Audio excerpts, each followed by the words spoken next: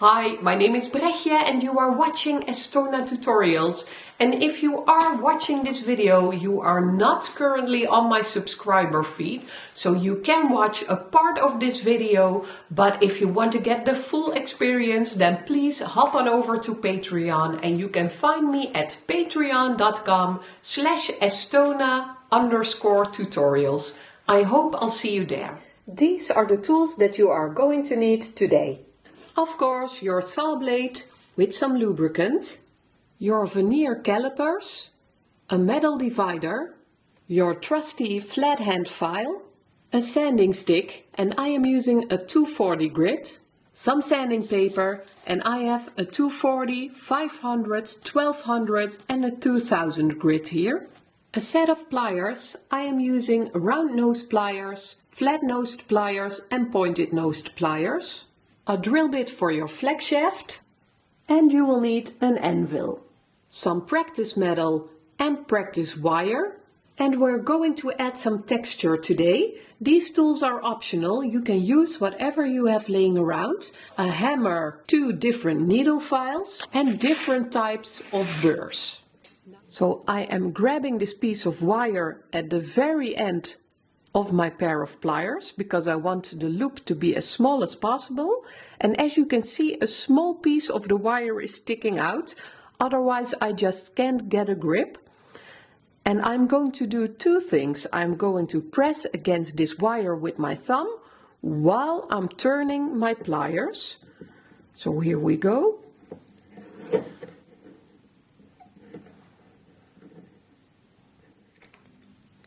And now all I have to do is put the eye around this little nail, grab my pliers, grab my wire, and fold it over here. And if I cut it at exactly the same point,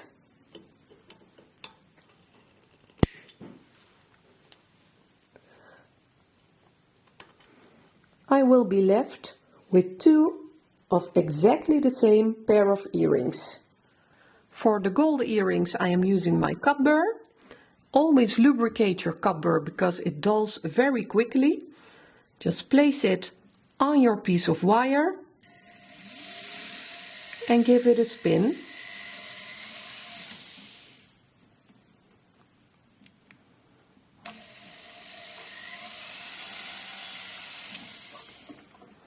For the second texture, I am going to use this little hammer that I picked up somewhere at one point.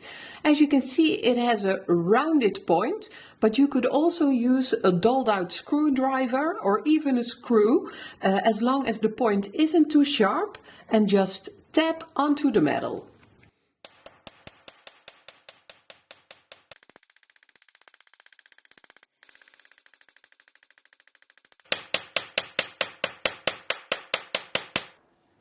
Of course, you can use an entirely different hammer.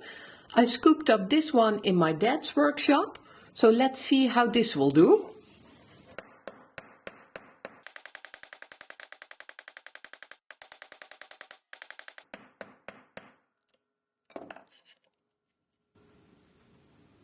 And these are just a couple of ways of how you can add some texture to your work. Now you can always make a plate like this yourself, and if you have a texture that you really like, use it for your next assignment, and we're going to continue with it right away. So I'm going to do the same for the second pair of earrings. For the second earring, I'm opening up the jump ring, entering the plate and closing it up. Then onto the second jump ring, and I'm opening it up like this